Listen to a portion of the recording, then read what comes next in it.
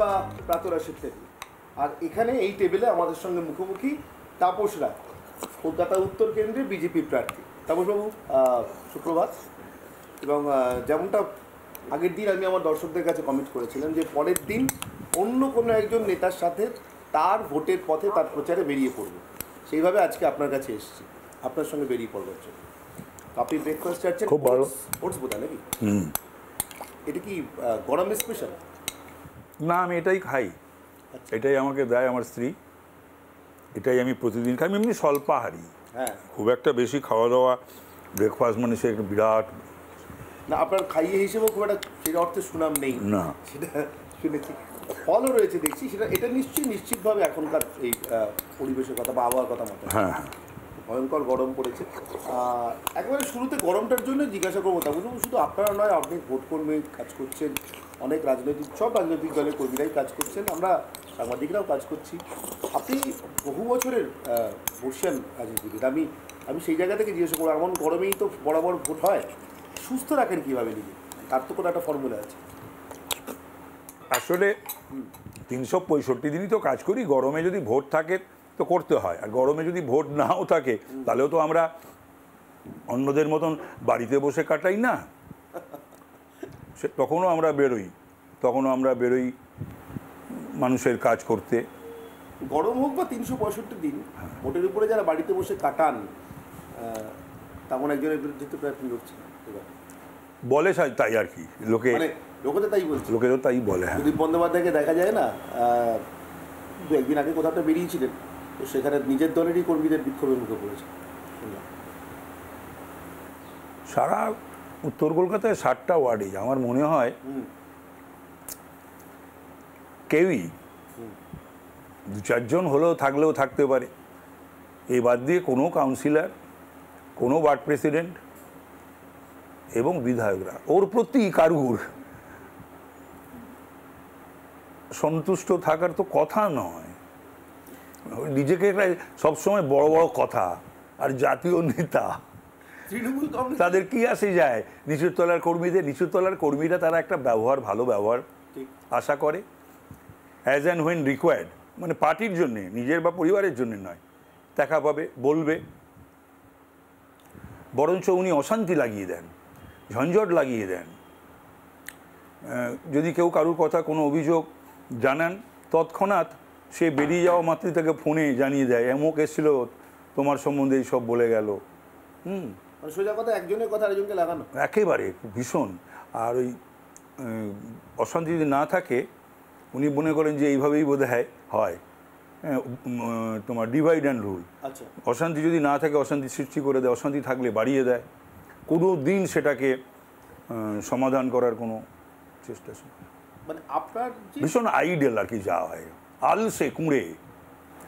আপনার যে বেরিয়ে এসে পুরোপুরি একদম উল্টো মেরুতে দাঁড়িয়ে প্রতিদ্বন্দ্বিতা করবার সিদ্ধান্তটা নেওয়া, সেটা কি এই কারণগুলোর জন্য? না, কারণগুলো হচ্ছে একদম দল, কারণগুলো হচ্ছে এই বাংলার পরিস্থিতি, কারণগুলো হচ্ছে সরকারের ভূমিকা, কারণগুলো হচ্ছে শাসক দলের কিছু কিছু ক্ষেত্রে অনুশাসন, নিয়ন্ত্রণ, এই সব ব্যাপারগুলো না থাকা। তাহলে কি আজকে এই জায়গায় আসতো এই শাসক দল বা সরকার? সমস্ত দেখেও না দেখা, শুনেও না শোনা, জেনেও না জানা, এটা কি কখনো বিশ্বাস করবে বাংলার মানুষ? বিশেষ করে কলকাতা উত্তরের শিক্ষিত রাজনৈতিক সচেতন মানুষ। তারপর সকাল দেখলে নাকি বাকি দিনটা টের পাওয়া যায়। আমরা এসছিও সকালে, আপনার ভোটেরও এখন অনেক বাকি, সেই 1 জুন। কথা বলতে গেলে প্রচারের সকালই চলছে এখন। সকাল থেকে কিছু টের পাচ্ছেন এবার? এত ভোট করেছেন জীবনে মানুষ, আসলে আমি বলছি তৃণমূলকে ভোট দেবে কেন? এটা কি রাজ্যের ভোট? প্রথম না, রাজ্যের ভোটেও দেবে না, এটা কেন্দ্রের ভোট। 45টা আসনে প্রার্থী দিয়ে দিল্লিতে কি করবে? কটা আসনে জিতবে? প্রার্থী তো দিয়েছে 45টা আসনে, সুতরাং কটা আসনে জিতবে, এই একটা ব্যাপার। তারপরে যে প্রার্থীকে দাঁড় করিয়েছে সেই প্রার্থী এমপি ল্যাডের টাকা খরচা করতে পারে না, টাকার জন্য হাহাকার। কত সংস্থা টাকা চাইছে, তিনি এতই ভালো সাংসদ যে তিনি 14 থেকে 19 2.41 কোটি টাকা, 19 থেকে 24 2.79 কোটি টাকা খরচা করতে পারেননি। আপনার কি মনে হয় তিনি 98 সাল থেকে সাংসদ তৃণমূল কংগ্রেসের সুদীপ বাবু, মানে জন্মলগ্ন থেকে, মাঝে 2004টা বাদ ছিল, ওই 5 বছর কি মানে ভোটারদের টেকেন ফর গ্রান্টেড নিয়ে নিচ্ছে? ঝড়ে বক মরেছে, ফকিরের কেরামতি বেড়েছে। কিরকম? প্রতিবারই তো সেটাই হয়ে গেছে। তো ঝড়ে বক মরেছে, ওর কি কৃতিত্ব রয়েছে? ওকে দেখে কেউ কখনো ভোট দেয় নাকি? না দিয়েছে? কোনো কালে না, কোনো দিন না। দেবে কেন? একটা মানুষ সংগঠক নয়, একটা মানুষ মানুষের কাজে লাগে না, একটা মানুষের দেখা পাওয়া যায় না, একটা মানুষ থেকে না বলে দেয়, একটা মানুষ উত্তর কলকাতা নিয়ে একটা শব্দ খরচা করেনি পার্লামেন্টে, একটা মানুষ বাংলার কথা এখন যে বলছে অনেক কিছু, একটা খরচা করেছে। নিন্দুকেরা বলে যে ও খরচা করেনি এই কারণেই, কারণ ওর তাহলে বেলটা ক্যান্সেল হয়ে যেত। বেশ, তাপসবাবু তাহলে বাকি কথা তুলে রাখছি আপাতত প্রচারের বাকি লগ্নের জন্য। আর আপনি প্রচারে বেরোবেন, আমি দেখবো সেখানে মানুষের সঙ্গেও তো আপনার অনেক কথা হবে। মানুষের নিশ্চয়ই অনেক অভাব অভিযোগ জানাতে আসছেন আপনাকে সামনাসামনি পেয়ে। তো চলতে চলতে বাকি সেই কথাগুলো বলে নেব, শুনে নেব।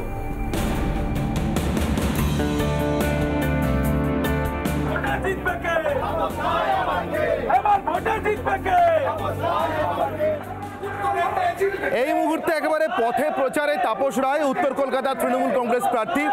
তাপসবাবু, একটা প্রশ্ন, সেই ছাত্র রাজনীতি করার সময় থেকে আপনি এই রাস্তাগুলোতে বহুবার হেঁটেছেন, কিন্তু এই গেরুয়া উত্তরীয় পরে বিজেপির হয়ে এই প্রথম হাঁটা, কোনো আলাদা অনুভূতি?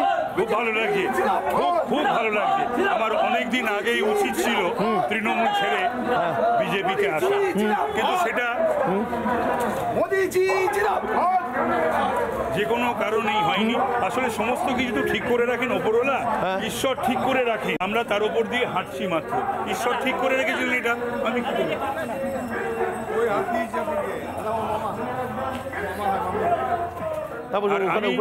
এটা মাথায় রাখতে হবে যে আমি ছাত্র আন্দোলন থেকে ওঠা, যুব আন্দোলন করে ওঠা, আমি কলকাতা উত্তরের ভূমিপুত্র, অন্য কোথাও থেকে উড়ে এসে জুড়ে বসি। তাপসবাবু, এই উত্তর কলকাতার অলিতে গলিতে মন্দির, উত্তর কলকাতার সঙ্গে বাঙালির আধ্যাত্মিকতার খুব নিবিড় সম্পর্ক। এখানে কি উত্তর মানে রামকৃষ্ণ পরমহংসদেব, কলকাতা উত্তর মানে মা শারদা, কলকাতা উত্তর মানে বিবেকানন্দ। এটা ভাবতে হবে এগুলো। তো সুতরাং সেই ভাবনা চিন্তা ভাবধারায় আমরা মানুষ হয়েছি, ছোট থেকে বড় হয়েছি।